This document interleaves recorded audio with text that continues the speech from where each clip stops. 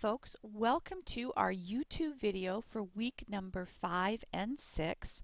I did combine the 2 weeks together in this YouTube video because I am hoping that you will be able to get started on your instruction manual, and I want to give you some tips this week so you can get started. Okay, so here we are, folks, in week number 5. I'm actually recording this video on Monday, February 10th.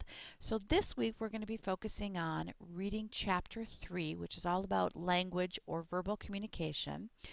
This is a great chapter in that you really see now the bounce back to a very concrete writing style. I know chapter 2 was a little abstract and theoretical. Chapter 3, I'm hoping you will find, gets much more back into a skill-based approach to learning about interpersonal communication. Chapter 3 talks about language or verbal communication, and that is your #1 channel for communicating with others. So it's really important that we learn as much as we can about the nature of language, which your book does a really great job in talking about the triangle of meaning and explaining that within that triangle you have the symbol, the referent, and the thought, and how truly the only way that we are able to communicate with others is that we have an understanding as to what the thought and the referent are as we choose the symbol, which is the word, for how we are communicating to others.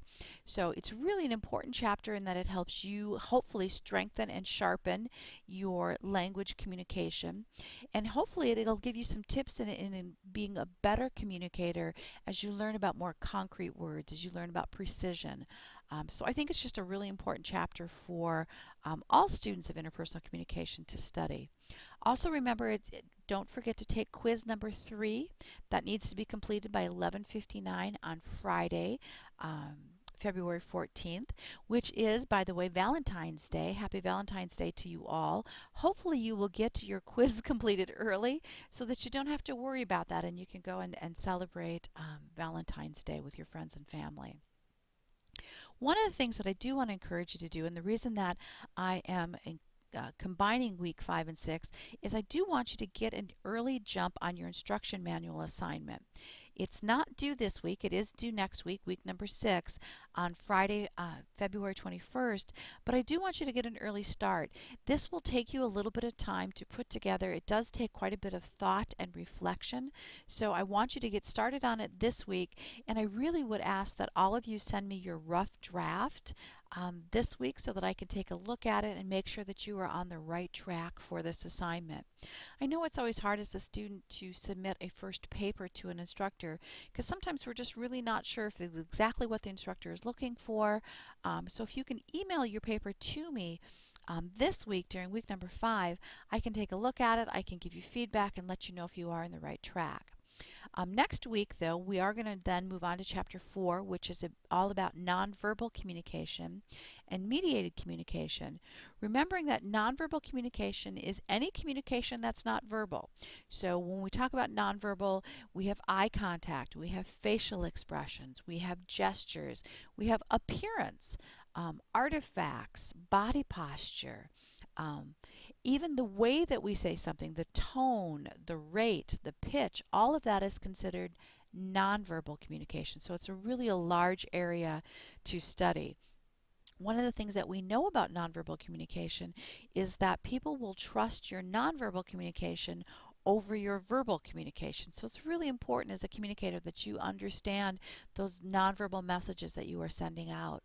We also study mediated communication in this chapter, which is any communication that occurs through technology.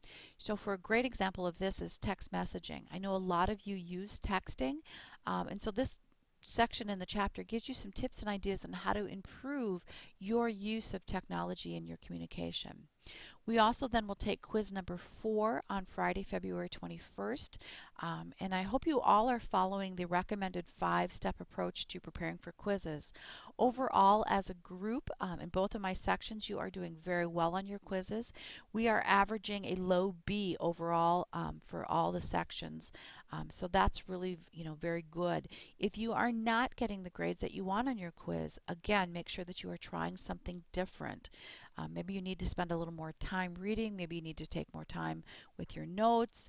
Maybe you need to review additional time. But really, by the now on quiz number 4, by February 21st, you really should have a good handle on getting the grades that you are hoping for in your quizzes. Okay, after looking at the schedule, what I want to do now is switch over to the assignment sheet for the instruction manual for your relational partner. And so here, I'm not going to read this to you, but if you look at the assignment description, you will see here that we are writing similar to an instruction manual that you might get when you purchase an appliance. You are writing this same sort of technical document for somebody that you are in a relationship with. I do want you to choose somebody that you have more of a deeper interpersonal relationship with rather than somebody that you have an impersonal relationship with. Please know that I am not limiting this to romantic partners. You can do a brother, a sister, a mother, a father, a roommate, a best friend, a coworker, a boss. It just needs to be somebody that you have a deeper interpersonal relationship with. I do want you to follow the guidelines for college level writing. And the final format of the paper will be 4 to 5 pages in length, double spaced. Please make sure you check for mechanical and grammar errors. Again, make sure that if you struggle at all with writing, that you go down and you visit with the folks in the Learning Resource Center. They are more than happy to go through and help you do grammar and spelling and mechanical checks on your paper. The paper must include a minimum of one concept from each of these 4 areas. Nonverbal communication and mediated communication, again, these are covered in Chapter 4. Language or verbal communication is covered in Chapter 3. And then communication competence, if you remember, this is what we also did our first discussion posting over. It's covered at the end of Chapter 1. So you must have at least one concept from each of these 4 areas. You are going to write a set of instructions, and I want it entitled Instruction Manual for Dealing with Me. This should be intended for a relational partner in one particular role. I do want you to have the following headings and sections in your paper. The first thing that I want to see is an introductory paragraph, and this is where you explain to the reader who this manual is designed for. Feel free to include only your relational partner's first name if you're only comfortable with that. But I do want you to describe your relationship with this person. Tell me how long you've been in the relationship, how many times that you interact with this person on a daily basis.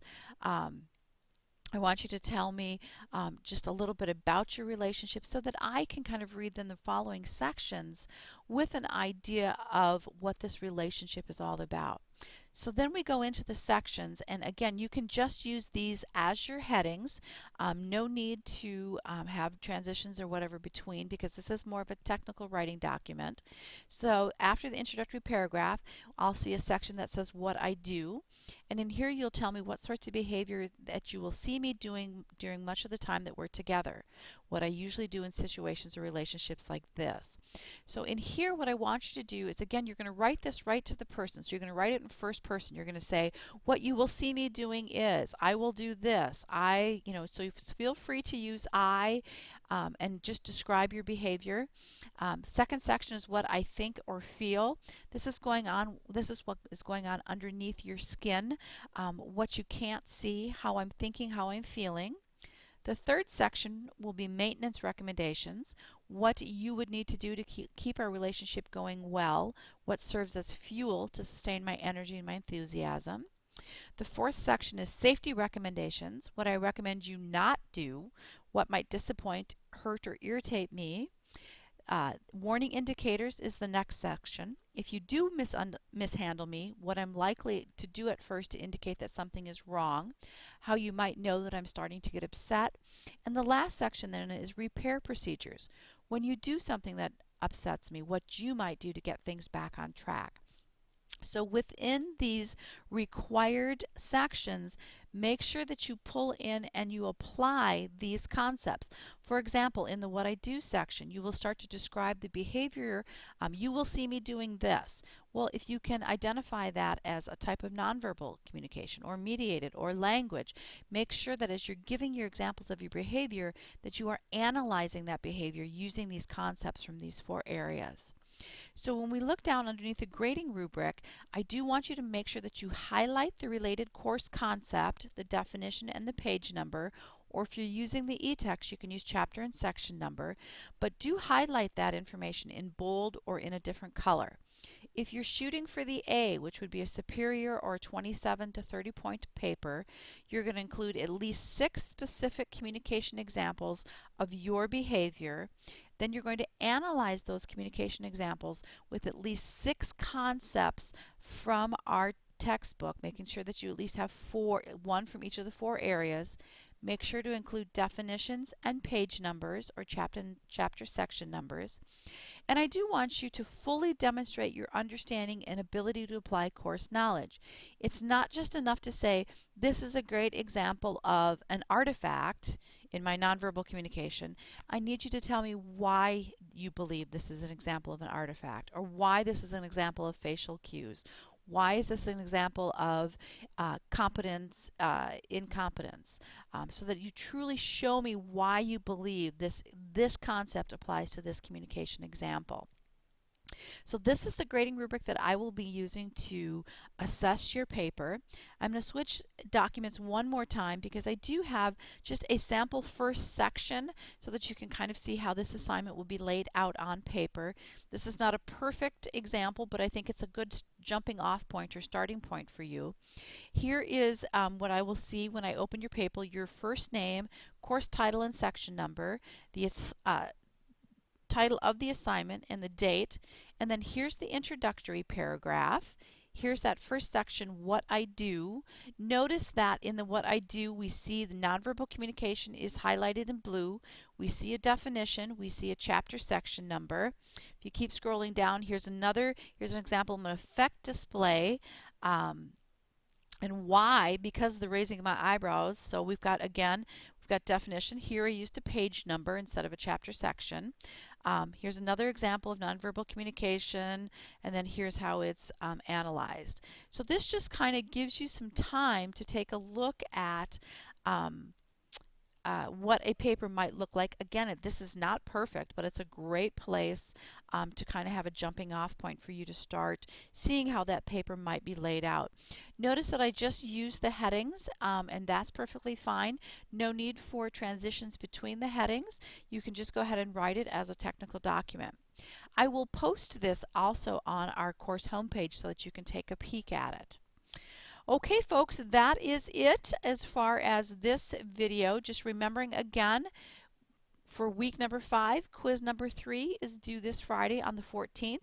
Do take the time this week to get started on your instruction manual, which is due next Friday on the 21st, and then quiz number 4 is also due on Friday, February 21st. Please let me know if you have any questions or concerns.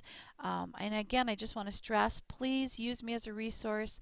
Email me those instruction manuals, your rough drafts, so that I can take a peek and give you some feedback.